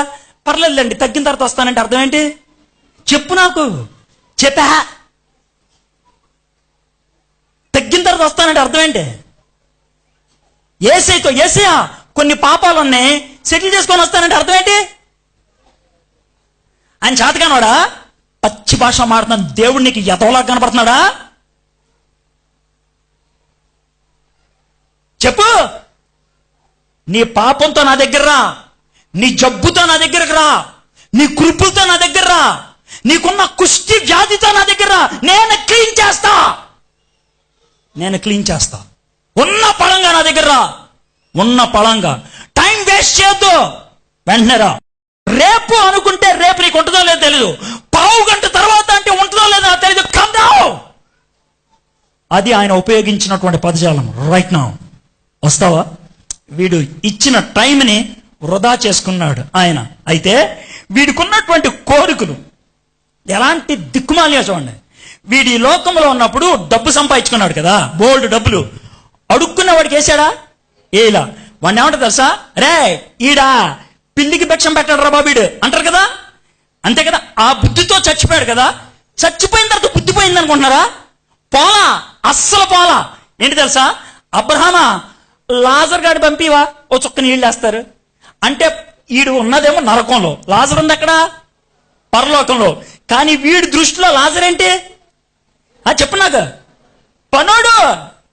అడితే నీళ్ళు పంపివా? అది ఈ లోకంలో అడితే నీళ్ళు పంపి అంటాను చూసా. నీళ్ళు తీసుకొచ్చినాడు ఏమవుతాడు నాకు కదా. ఈడున్నది నరకంలో, ఆడున్నది పరలోకంలో. అబ్రహ్మా ఆడు పంపి కొంచెం నీళ్ళు వేస్తాడు. ఆడికి చచ్చిందా బుద్ధి? చావాలా. అక్కడికి వెళ్ళిన తర్వాత ఆడికేంటి, ఇక్కడ చాలా మంది ఉన్నారు వాళ్ళందరికీ నీళ్ళే అంటున్నాడా? మరేమన్నాడు? నా ఒక్కడికేవా? స్వార్థం చావాలా, చావాలా. నువ్వు అనుకుంటావు నాకున్నటువంటి కుళ్ళంతా నరకంలోకి వెళ్ళిన పాత్ర పాదా డబల్ అవుతుంది. చింత చచ్చినా పులుపు చావదంట. బతుకున్నప్పుడే చంపుకో, చచ్చిపోయిన తర్వాత చావదు. అది బతుకున్నప్పుడే చంపుకో, చచ్చిపోయిన తర్వాత చావదు. ఇంకెంత దరిద్రుడో ఆలోచించండి. 27వ వచనం. అప్పుడు అతడు, తండ్రి అలాగైతే నాకు 5 సహోదరులు ఉన్నారు, వారును ఈ వేదనకరమైన స్థలమునకు రాకుండా వారికి సాక్ష్యం ఇచ్చుటకై నా తండ్రి ఇంటికి వారిని పంపవాలని నేను వేడుకొంచున్నాను. ఇంతకి ఇంకా పనోడే, నాకు నీళ్లు పంపివా? పోను పంచే, నా దగ్గర నీళ్లు వదిలే కానీ ఆడ పంపించు, మా వాడి దగ్గర పంపించు, మా వాడి దగ్గర పంపించు, మా వాళ్ళ దగ్గరికి. స్వార్థం ఇంకా చావలా. నాకివ్వా? మా ఇంట్లో వాళ్ళకి ఇవ్వు. నాకు పెట్టవా? మా ఇంట్లో వాళ్ళు పెట్టు. స్వార్థం చావదు. స్వార్థంలో ఉన్నావు నువ్వు. నేను నా బతుకు అని బతికేద్దాం అనుకున్నావా? చచ్చిపోతావు. ఆ తర్వాత ఏమవుద్ది? వీడి పరిస్థితి చూడండి. చచ్చిన తర్వాత కూడా మా అన్నోళ్ళ దగ్గర పంపించవా అని అంటే అతను ఇస్తున్నటువంటి జవాబు. ఇక్కడి నుంచి జవాబు చాలా జాగ్రత్తగా వినాలి. అందుకు అబ్రహాం, రే బుద్ధంతో లేదు నీకు అని అనలా. అయ్యా చక్కని జవాబు ఇస్తున్నాడు. అందుకు అబ్రహాము, వారి యొద్ద మోషేయు ప్రవక్తలను ఉన్నారు, వారి మాటలు వినవలనని అతనితో చెప్పగా. అయ్యా మోషే ప్రవక్తలు ఉన్నారంటే, మోషే అంటే వాక్యం, ప్రవక్తలు అంటే పాస్టర్లు. వాక్యం అందే పాస్టర్లు ఉన్నారు. వాక్యం వినకపోతే, పాస్టర్లు వినకపోతే నేనేం చేయలేను అంటే మనోడిస్తున్న జవాబు ఏంటి చూద్దాం. మీలో చాలా మంది జవాబు ఇదే. జాగ్రత్త వినండి. దొరికిపోతారు ఇక్కడ బిడ్డ, దొరికిపోతారు. మీలో చాలా మంది జవాబులు ఇదే. సార్ వాక్యం మాకెక్కదు సార్, పాస్టర్లు చెప్పే మాట నమ్మం సార్. మరేం కావాలి? అద్భుతాలు కావాలి. అద్భుతాలు. ఖర్చీఫ్ ఎవడని వేసుకొస్తే ఆడ వెనకాల వెళ్ళిపోతాం, మట్టి ఎవడని వేసుకొస్తే ఆడ వెనకాల వెళ్ళిపోతాం, మీద బూడి తీసుకుంటే కనుక ఆడ వెనక అద్భుతం కావాలి మాకు. అద్భుతం. ఎక్కడ ఈడు కూడా అదే మాట అన్నాడు. నేనేం కల్పించట్లా, చూడు ఉన్నది ఉన్నట్లుగా. 30వ వచనం. అతడు, తండ్రివైన అబ్రహామా అలాగూ అనవద్దు, మృతుల్లో నుండి ఒకడు వారి యొద్దకు వెళ్ళిన ఎడల వారు మారు మనసు పొందుతారని చెప్పాను. అయ్యా ఒక అద్భుతం జరిగితే ఎవడైనా సమాధి నుంచి బయటకు వచ్చేస్తే లేచొచ్చాడు రా అని నమ్ముతారు సార్ అని అంటే, అబ్రహాం అన్నాడు తెలుసా, హలో దేవుని వాక్యం నమ్మనోడు అద్భుతాన్ని నమ్ముతాడంటే నేను చెవులో పువ్వు పెట్టుకున్నాను రా చెప్పరా. అద్భుతం గ్యారంటీయా? వాక్యం గ్యారంటీయా? హలో అబద్ధం ఆడద్దా? నీ మనసులో ఏముందో చెప్పు నాకు. అబద్ధం ఆడద్దు. నువ్వేం కోరుకుంటున్నావు? వాక్యాన్ని కాదు. అద్భుత స్వస్థత సభలంటే ఎగ్గేసుకుంటూ వెళ్తారే, వాక్యం చెప్తానంటే లేదే మీకు. ఇక్కడ చూడండి, అద్భుతాలకు ఎవడ పడ్డరా? అద్భుతాలు చూడటానికి బాగుంటుంది, తమాషా బాగుంటుంది, చూసి చప్పట్లు కొడతాను బాగుంటుంది, కానీ గుండెకు గుచ్చుకునేది అద్భుతం కాదు, వాక్యం. ఆయన ఇస్తున్నటువంటి జవాబు ఏంటి చెప్తా. అందుకతడు, మోషేయు ప్రవక్తులు చెప్పిన మాటలు వారు వినని ఎడల మృతుల్లో నుండి ఒకడు లేచినను వారు నమ్మరని అతనితో. చచ్చిపోయిన వాళ్ళ నుంచి ఒకడు లేచినా కూడా నమ్మరు. నువ్వు అనుకుంటావు అద్భుతాలు వస్తే నా జీవితంలో మార్పు వస్తుందని. రాదు. దేవుని మాట అదే. కొద్దిసేపు ఉంటుంది అదే. అద్భుతం జరిగిందని సాక్ష్యం చెప్పడానికి బాగుంటుంది. మీలో ఎంతమంది ఇలాగ వాగ్దానం చేయలేదు, ప్రభా నాకు ఉద్యోగం నమ్మకంగా ఉంటా, ప్రభా నాకు పెళ్లి చేయి నమ్మకంగా ఉంటా, ప్రభా నాకు బిడ్డని నమ్మకంగా ఉంటా, ప్రభా నా యొక్క వృత్తిని అభివృద్ధి పరచు నమ్మకంగా ఉంటా, ప్రభా నాకు ఇల్లు ఒకటి నమ్మకంగా ఉంటాను అని కొన్ని రోజులు ఎంత మానేలా నిలబడేది అద్భుతం కాదు, వాక్యం. నేను అద్భుతాలకు వ్యతిరేకినా కాదు, అస్సలు కాదు. అద్భుతాలు నమ్మనా కాదు. నేను అద్భుతాలు నమ్ముతాను. స్వస్థత ప్రార్థనలు నమ్ముతాను. నేనే చేస్తాను స్వస్థత ప్రార్థనలు, డౌట్ లేదు, చేస్తాను నేను. కానీ నాకు నమ్మకం వాక్యం మీద, అద్భుతం మీద కాదు. నేను ఇల్లు కట్టింది వాక్యం మీద, నా విశ్వాసం కట్టుకుంది వాక్యం మీద. నేను చచ్చిపోతే నాతో వచ్చేది వాక్యం, అద్భుతం కాదు, అద్భుతం కాదు. ఈ మధ్యాహ్నం మిమ్మల్ని అడుగుతున్నాను, వాక్యం మీ గుండెల్లో పనిచేస్తుందా? యేసయ్య చక్కటి అవకాశం ఇస్తున్నాడు. ఏమన్నా తెలుసా? రేయ్, బతుకున్నప్పుడే ఒక నిర్ణయం తీసుకో, బతుకున్నప్పుడే వాక్యం మీద మనసు పెట్టుకో అని. చచ్చిపోయిన తర్వాత నువ్వు చేయలేవు. ఆ విధంగా చచ్చిపోయినటువంటి వాళ్ళు, ఆ విధంగా సిద్ధపడిన వాళ్ళు ముగ్గురు గురించి నేను గబగబా చెప్పి నేను ముగిస్తాను. మొదటి వ్యక్తి పేరు మీకు తెలియకపోవచ్చు, కానీ ఆయన చేసిన పని ఇక్కడ కళ్ళున్న ప్రతి వాళ్ళు చూసుని ఉంటారు. ఇక్కడ కళ్ళున్న ప్రతి వాళ్ళు చూసుని ఉంటారు ఆయన చేసిన పని. ఆయన పేరు మీకు తెలియకపోవచ్చు. ఆయన పేరు ముంగండ శాంతారావు. పేరు ఎప్పుడు వినుండపోవచ్చు, ఎప్పుడు వినకపోవచ్చు, కానీ మీరందరూ కూడా ఆయన చేసిన పని చూశారు. ఏంటి తెలుసా? ఈ ఉండి, భీమవరం, కైకులూరు, ఆకువీడు ఈ ప్రాంతాల్లో ఎక్కడైనా గోడ మీద వాక్యం కనబడితే ఆ వాక్యాన్ని రాసింది ఆయనే, ముంగండ శాంతారావు. నాగాయల అంకులు ఆయనకి చర్చ్ ఉండేది. తన భార్య వదిలిపెట్టేసింది, పిల్లలు చీకొట్టి పంపించేశారు. ఆయనకు ఒక డొక్కులో సైకిల్ ఒకటి ఉంటుంది అంతే. ఆ సైకిల్కి ముందు చిన్న బాస్కెట్ ఉంటుంది, ఆ బాస్కెట్లో కరపత్రాలు ఉంటాయి, వెనకాల ఒక బుట్ట ఉంటుంది, ఆ బుట్టలో రంగు డబ్బాలు ఉంటాయి. అదే ఒక అన్నం డేక్ష, ఒక చిన్న స్టవ్ అంతే. కూర డేక్ష కూడా ఉండదు ఆయన దగ్గర. గంజి అన్నంలో పచ్చడి నంచుకొని తింటాడు ఆయన అంతే. ఆయన ఏదైనా ఊరు వెళ్తే ఆ ఊర్లో ఎవరన్నా అన్న బతిలాడతారు, సార్ మీ ఇంట్లో ఒక 4 రోజులు ఉండొచ్చా అని. ఉత్తిరే కాదు, అద్దిస్తా అని అడుగుతాడు. మా తోడల్లుడి ఇంట్లో ఉండడానికి ఆయన ఇష్టపడ్డాడు, ఒప్పించాను నేను. వాళ్ళు ముందు కొంచెం సంకోచించారు, 2 రోజుల తర్వాత ఆయన్ని ఇష్టపడ్డారు. మా ఇంట్లో ఆయన ఉన్నాడు. ఆయన గంజన్నమే తినేవాడు. ఏ బాబు కూర వండుకోకూడదా అంటే ఆయన అనే మాట చెప్తాను జాగ్రత్త. కూర వండుకోవడానికి 15 నిమిషాలు పట్టుద్ది. నిమిషానికి 140 మంది చచ్చిపోతున్నారు. 15 నిమిషాల్లో ఎంతమంది చచ్చిపోతారో ఆలోచించండి. ఆ 15 నిమిషాల్లో ఒక చోట నేను వాక్యం రాయగలిగితే, ఆ వాక్యాన్ని కొంతమంది చదవగలిగితే, ఆ చచ్చిపోయే ముందు దేవుణ్ణి తెలుసుకుంటారనే తాపత్రయం ఆయనకే. ఆ తాపత్రయం జీవితంలో ఒకరిని చెయ్యి చాపి అడుక్కోలేదు. ఆయన కష్టపడి జీవించాడు. ప్రతి శని ఆదివారం ఎక్కడున్నా సరే నాగాలాండ్కి వెళ్ళేవాడు, మందిరాన్ని నడిపించేవాడు. చనిపోవడానికి 6 వారాల ముందు తనకు 2 సంఘాలు ఉన్నాయి. 2 సంఘాల్లో పెద్దల్ని పిలిపించి 2 సంఘం యొక్క బ్యాంక్ అకౌంట్లు వాళ్ళ చేతుల్లో పెట్టి, అందులో 2 పెద్దల్ని పిలిచి వాళ్ళకి ఎంత డబ్బు ఇచ్చి, నేను చచ్చిపోతే నా కర్మానికి దీన్ని వాడండి అని చెప్పి ఆయన ఆటో యాక్సిడెంట్లో చచ్చిపోయాడు. ఆయన చనిపోవడానికి 6 వారాల ముందు ఈ మాటలు చెప్పాడు ఆయన, నేను చచ్చిపోతే అని. నాకు తెలుసు దేవుడు నన్ను పిలుస్తున్నాడని. ఘోరమైనటువంటి ఆటో యాక్సిడెంట్లో చచ్చిపోయాడు. కానీ దేవుడు మంచి మృత్యునిచ్చాడు. ఎలా అంటారేమో, 1 నిమిషం కూడా బాధపడకుండా చచ్చిపోయాడు ఆయన. 1 నిమిషం కూడా మంచం మీద పడుకోకుండా చచ్చిపోయాడు. చివరికి పెయింట్ వేసి వస్తూ ఆటోలో చచ్చిపోయాడు ఆయన. చివరి క్షణం దాకా దేవుని వాక్యాన్ని అందించాలనేటువంటి తాపత్రయంలో ఆయన బతికాడు. చావుకు ముందే తెలుసు ఆయన దేవుడు పిలుస్తున్నాడని. నీ జీవితం అలాంటిదేనా? ఒక్కసారి ఆలోచించు. 2వ వ్యక్తి ఏప్రిల్ 7వ తారీఖు 2000 సంవత్సరం.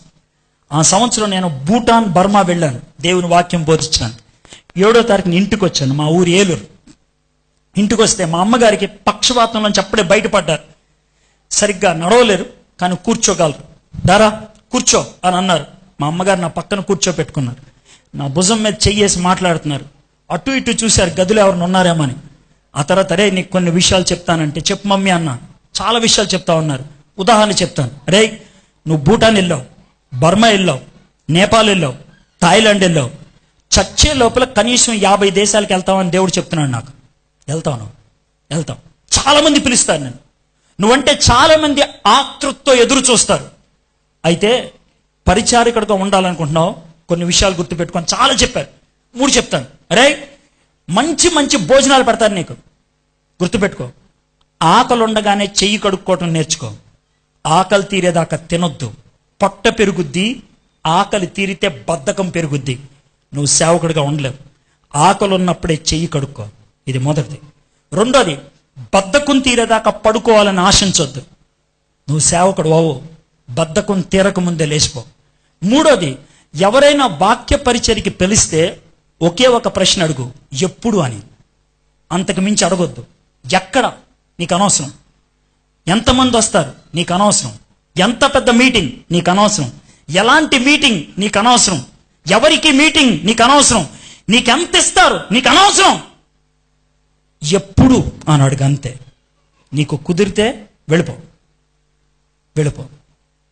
మా మమ్మీ ఇలాంటి మాటలు ఏప్రిల్ 7వ తారీఖు 2000 సంవత్సరం చెప్పారు. మమ్మీ ఇవన్నీ ఎందుకమ్మా ఇప్పుడు అన్నా, చెప్పాలనిపించిందిరా అన్నది. ఏప్రిల్ 8వ తారీఖున షూటింగ్ నడిచింది. తెలుగు ప్రజానికానికి తొలి టీవీ ప్రోగ్రాం అదే, జెమిని టీవీలో వచ్చింది. ఏప్రిల్ 9వ తారీఖు రాత్రి 8 గంటలకు షో స్టార్ట్ అయింది. అరగంట ప్రోగ్రాం. 22వ నిమిషం నా ప్రార్థన ముగిసింది. నేను వ్యభిచారంలో పట్టబడిన స్త్రీని ఆధారం చేసుకొని సువార్త చెప్పాను.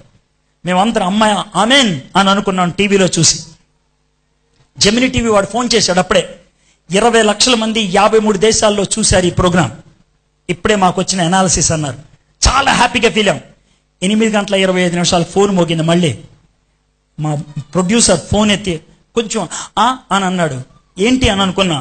దగ్గరకు వచ్చి కౌగిలించుకొని, అన్నా మీ మమ్మీ టీవీ చూస్తూ చచ్చిపోయారంట అని. చాలా మంది టెన్షన్ పడతాను నేను అనుకున్నారు. చాలా మంది నేను ఏడుస్తాను అనుకున్నారు. నాకు ఏడుపు రాలేదు, నాకు టెన్షన్ కలగలేదు. చాలా హ్యాపీగా ఫీల్ అయ్యా. ఎందుకో తెలుసా, ఏప్రిల్ 7వ తారీఖున 2 రోజుల ముందు మా అమ్మ తన హృదయ భారాన్ని అంతటినీ నాతో చెప్పుకుంది. దేవుడు నిన్ను పౌలులాగా వాడతాడు, లక్షల మంది నువ్వు వాక్యం చెప్తే వింటారు. మమ్మీ నాకు సెటప్ లేదు మమ్మీ, నాకు సంస్థ లేదు మమ్మీ, నాకు పిలిచేవాళ్ళు లేరు, అనవసరం. లక్షల మంది ముందు నువ్వు నిలబడతావు, అధికారులు నీ ముందు నిలబడి వాక్యం వింటారు. దేవుడు నాకు ఇస్తున్న దర్శనం ఇది నెరవేరుతుంది. మా అమ్మ చూసింది, అది 20 లక్షల మంది వాక్యం వినే సందేశాన్ని చూసింది, కళ్ళు మూసింది. ఆమె మరణం అమోఘమైంది. నువ్వు ఆ విధంగా చావగలవా అడుగుతున్నాను నేను. నా కోరిక ఒక్కటే, నా చావుకు ముందు నా బిడ్డలతో అలాగే చెప్పి నేను చచ్చిపోగలనా అని. నా చావుకు ముందు నా చావు గురించి నేను చెప్పగలనా అని. అమెరికాకి వీసా వస్తే హడావిడిగా చెప్పుకుంటాం. ఆస్ట్రేలియాకి వెళ్ళటానికి టికెట్ దొరికితే సంతోషిస్తాం. వెళ్ళి 3 వారాల్లో వెనక్కి వచ్చేయాలి, వెళ్ళి కొద్దిసేపు ఉండి వెనక్కి వచ్చేయాలి. పరలోకంలోకి వెళ్ళటానికి టికెట్ వస్తే వెనక్కి రాము, సంతోషంలో అలాగే ఉండిపోతాం. అది నాకు ముందే తెలిస్తే ఎంత భాగం, ఎంత ఆనందం. మై ఫ్రెండ్స్, నీకు తెలుసా, డు యు నో దాట్? 3వ వ్యక్తి, ఈ వ్యక్తి గురించి చెప్పి నేను ముగిస్తాను. మే 20వ తారీఖు 2001 సంవత్సరం పూనాలో ఉన్నాను నేను. ఆ రాత్రి నాకు కల వచ్చింది. కలలో మా డాడీ నాతో బాధగా మాట్లాడుతున్నారు. మమ్మీ చనిపోయిన తర్వాత సంవత్సరం పాటు ఆయన బతికారు, కానీ కష్టాల్లోనే బతికారు. మమ్మీ జ్ఞాపకాల్లో ఉండిపోయారు. 53 సంవత్సరాలు వాళ్ళు కలిసి జీవించారు, కాబట్టి మర్చిపోలేపారు డాడీ. అయితే ఆ రోజు రాత్రి నాకు బాగా గుర్తొచ్చారు. నేను పూణేలో మీటింగులకి వెళ్ళాను, 7 రోజుల మీటింగ్. 6 రోజులు అయిపోయింది. కన్వీనర్ దగ్గరికి వెళ్ళి, సార్ నేను ఇంటికి వెళ్ళిపోతాను సార్ అన్న. అన్నాడు, నాకు బాగాలేదు, మా డాడీ బాగా గుర్తొస్తున్నారు అన్న. ఆయన కొంచెం జోక్ కూడా వేశాడు, ఇంత పెద్ద అయిన తర్వాత ఏంటి, ఏమీ లేదు సార్ వెళ్తానని. టికెట్ దొరుకుద్దా అన్నాడు. పర్లేదు సార్. వెళ్ళాను, ట్రైన్ టికెట్ దొరికింది నాకు తత్కాల్లో. 21వ తారీఖు మా అక్కోళ్ళ ఇంటికి వచ్చాను. మా అక్క బావోళ్ళు హైదరాబాద్లో ఉంటారు. మా నాన్నగారు వాళ్ళతో ఉన్నారు. ఇంటికి వస్తే మా నాన్నగారు చూసి నవ్వారు, మా అక్కోళ్ళు చూసి ఆశ్చర్యపడ్డారు. రేపు వస్తా అన్నావు, ఇవాళ వచ్చేసేవేంటి అని. మా అక్క బావ అన్నది. మా డాడీ అన్నమాట నాకు ఆశ్చర్యం కలిగించింది. నువ్వు వస్తావని నాకు తెలుసురా అన్నారు. నువ్వు వస్తావని షాక్ తిన్నాను నేను. ఎలా తెలుసు మా డాడీ కానీ. కలిసి భోంచేసాం మధ్యాహ్నం. భోంచేసిన తర్వాత డాడీ నేను గుంటూరు వెళ్తాను, నాకు అర్జెంట్ పని ఉందన్న. సరేరా ప్రార్థన చేసి వెళ్ళు అన్నారు. డాడీ మీరు చేయండి అన్న. లేదురా నువ్వు చెయ్యి. మా డాడీ మొట్టమొదటిసారిగా నువ్వు చెయ్యి అన్నారు. ప్రార్థన చేశాను. మా డాడీ మొట్టమొదటిసారిగా నా నెత్తి మీద చెయ్యి పెట్టి ఆశీర్వాదాన్ని ఇచ్చారు. నాకు చాలా ఆశ్చర్యం అనిపించింది. డాడీ అని చెయ్యిని ఇలా తీస్తూ చెయ్యి పట్టుకొని ఇలా అన్నాను. మా డాడీ నా ఇంకా చూసి అంతా అయిపోయిందిరా. ఆయన అన్న చివరి మాట ఇది నాతో, అంతా అయిపోయిందిరా. 3:20 మాట అన్నారు. ఆటో ఎక్కి వెళ్ళిపోయాను. డాడీ ఎందుకన్నారా అనే ప్రశ్నతోనే వెళ్ళిపోయాను. మళ్ళీ వెనక్కి మా అక్కకు ఫోన్ చేయడానికి నాకు భయం, చేయలేపాను. నేను ట్రైన్ ఎక్కాను. 4 గంటలకు ట్రైన్ బగిలింది. 4:02 ప్లాట్ఫామ్ దాటుతుంటే మా అక్క ఫోన్ మోగిందే. ఎత్తాను. డాడీ ఇప్పుడే చచ్చిపోయారు అన్నది.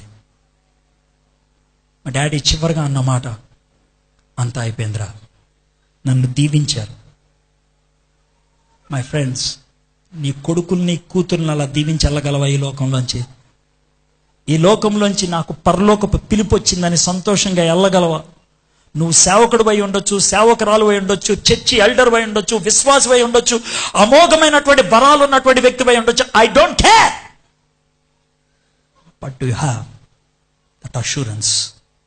ఆ నిశ్చయత నీకున్నదా? ఒకవేళ లేకపోతే ఈ మధ్యాహ్నం 2 నిమిషాలు మన జీవితాన్ని పరిశీలన చేసుకుందాం. తల వంచండి, కళ్ళు మూసుకోండి, నోరు తెరవద్దు, ప్రార్థన చేయొద్దు, అస్సలు ప్రార్థన చేయొద్దు. మరి ఏం చేయమంటారండి? మీ జీవితాన్ని ఒకసారి పరిశీలన చేసుకోండి. ఒకవేళ ఇప్పుడు చావు వస్తే నీ పరిస్థితి ఏంటో ఒకసారి ఆలోచించండి. నాకు తెలిసి మీలో చాలా మందికి భయం కలుగుద్ది. నేను ప్రార్థన చెయ్యొద్దు అంటే మీలో చాలా మంది కోపం వస్తుంది. పర్వాలేదు, మీలోకి మీరు ఆలోచించండి. ఒకవేళ ఈ సమయంలో ఈ క్షణాన్న యేసయ్య 2వ రాకడ వస్తే నువ్వు విడవబడతావా? దేవుడు నిన్ను తీసుకెళ్తాడా? నువ్వు నా బిడ్డవి రా అని యేసయ్య అనగలుగుతాడా? నువ్వు నా కుమారుడివి దా అని ఆయన అనగలుగుతాడా? నీ హృదయంలో నాకు చోటిచ్చావు నువ్వు, కాబట్టి నువ్వు నా దగ్గరికి రా అని అనగలుగుతాడు ఆయన? ఒకవేళ నీలో అలాంటి పరిస్థితి లేకపోతే ప్రపంచంలో ఎవరికైనా జవాబు చెప్పొచ్చు, యేసయ్యకి జవాబు చెప్పలేను. నిజం చెప్పాల్సిందే.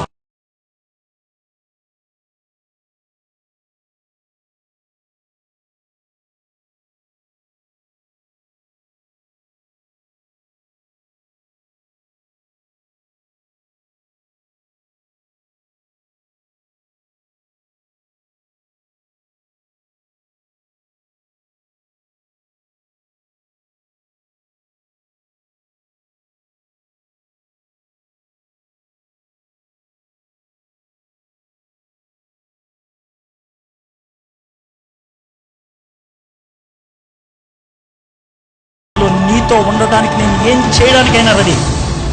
నిత్యత్వంలో నీతో ఉండడానికి నీ ఏమి వదిలేమన్నా ఓకే.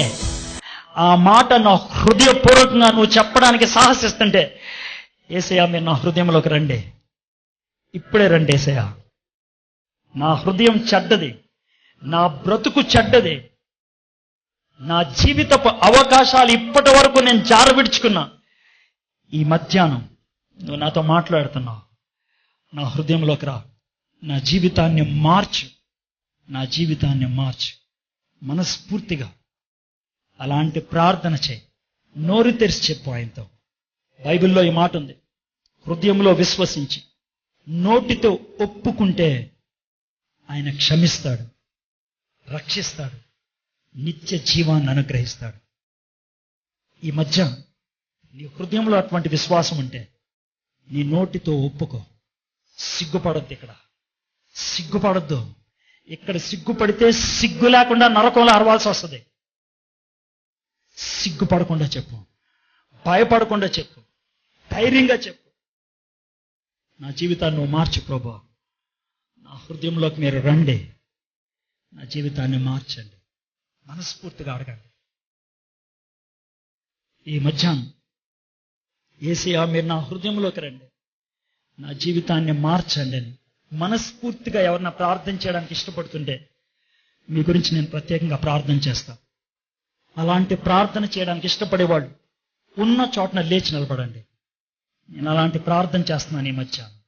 యేసయ్యా, మీరు నా హృదయంలోకి రండి, నా జీవితాన్ని మార్చండి. ఖచ్చితంగా అలాంటి నిర్ణయం తీసుకుంటే, అలాంటి ప్రార్థన హృదయ లోతుల్లోంచి చేయడానికి ఇష్టపడుతున్నట్లయితే ఉన్న చోటన లేచి నిలబడండి. చిన్న ప్రార్థన చేసుకొని మనం ముగించుకుందాం. లేచి నిలబడిన వాళ్ళు తల వంచుకోండి, కళ్ళు మూసుకోండి.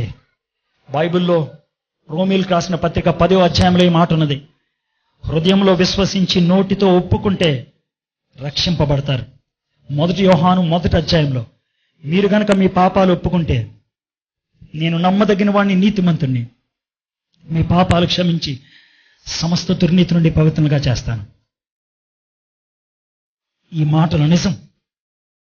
మీ నోటితో మీరు ఒప్పుకుంటే మీరు క్షమించబడతారు. మీ పాపాన్ని నేను ఒప్పుకోలేను, మీ పాపాన్ని మీ పాస్టర్ గారు ఒప్పుకోలేరు, మీరే ఒప్పుకోవాలి. మీ పాపం మీకే తెలుసు, మీకున్నటువంటి స్థితి మీకే తెలుసు. ప్రభువా, నన్ను క్షమించు, నన్ను క్షమించేసయా. యేసయ్యా, నీ సిలువ రక్తములో నన్ను కడుగు. యేసయ్యా, నిత్య రాజ్యములో నన్ను చేర్చుకో. జీవ గ్రంథములో నా పేరు రాయేసయ్యా. నీ బిడ్డగా నన్ను చేర్చుకో. నన్ను క్షమించు, నన్ను క్షమించు, నన్ను క్షమించు. నా హృదయంలోకి మీరు రండి. నా జీవితానికి రక్షకుడుగా, నా జీవితానికి ప్రభువుగా మీరు ఉండండి. మనస్ఫూర్తిగా అడగండి. మా దేవా, మా ప్రభా, మీకు వందనాలు, మీకు స్తుతులు, మీకు స్తోత్రాలు చెల్లిస్తున్నాను ప్రభా. ఈ మధ్యాహ్నం ప్రభా మీరు మాతో మాట్లాడారు తండ్రి. చాలా సార్లు ఈ యొక్క సన్నివేశం చూసాం ప్రభా. మేము చాలా వర్తమానాలు విన్నాం ప్రభా దీని మీద. ఈ మధ్యాహ్నం మీరు మాతో ప్రత్యేకంగా మాట్లాడారు ప్రభా. వీరి హృదయాల్లో నువ్వు కదలిక వచ్చేటట్లు చేశావు. ఇది మాటను బట్టి వచ్చింది కాదు, వాక్చాతుర్యాన్ని బట్టి కలిగింది కాదు ప్రభా. నీ ఆత్మ ప్రమేయమే ప్రభా, నీ ఆత్మ కార్యము ప్రభా. యేసయ్యా నీకు వందనాలు, యేసయ్యా నీకు వందనాలు, యేసయ్యా నీకు వందనాలు. వీరిని స్వీకరించండి ప్రభా. వీరి హృదయాల్లో ప్రభా నిశ్చయతను అనుగ్రహించండి. ఈనాటి నుంచి పవిత్రంగా జీవించడానికి, ఈనాటి నుంచి నీ యందు భయభక్తులు కలిగి జీవించడానికి, ఈనాటి నుంచి నీ సాక్షిగా ఉండడానికి వీరి జీవితాన్ని ప్రత్యేకించుకోనమని, ఈ వాక్యాన్ని మా జీవితానికి ఆశీర్వాదంగా చేసినందుకు వందనాలు చెల్లిస్తాం. యేసు నామములో ప్రార్థన చేయించున్నాను తండ్రి. ఆమేన్, ఆమేన్.